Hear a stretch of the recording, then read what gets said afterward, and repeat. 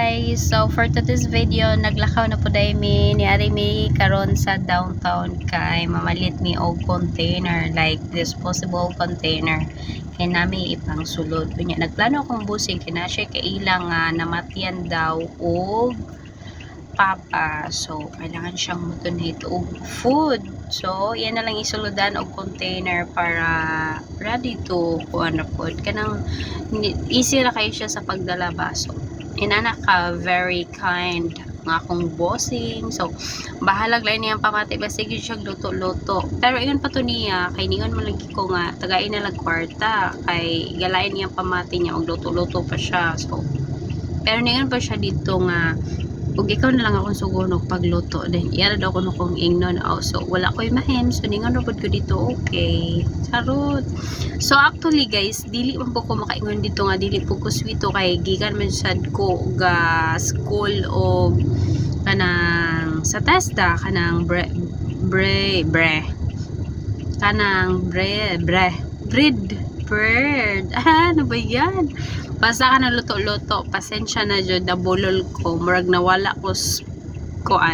sa line. So inana siya, kabalo ko muluto, and then actually guys, bisan nagtanaw lang ka niya, kabalo ka gyud sa niya,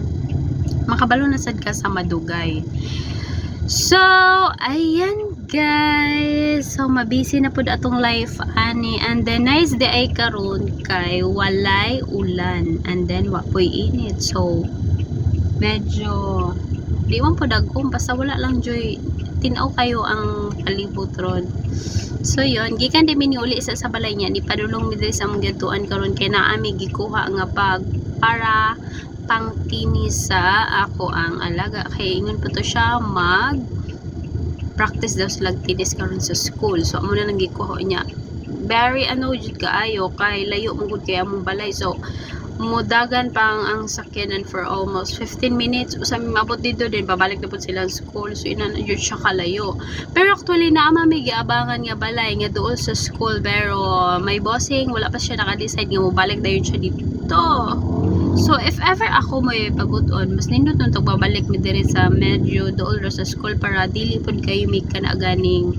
magpaspasanay kay kailangan dapat may mabot mi sa school for kada naging before 7 dapat maabot na mi sa school kay if malapaw na mi ana ma-traffic na mi taman. So bentaha ra yung dool ka og balay sa school kaysa ka nang layo ka, so very yun advantage ani.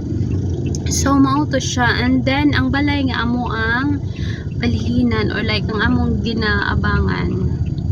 kumana na sad na akong sleep. So yan guys, kay mo adto na mi sa kong bossing kinana siya, so bye bye, so you next time again.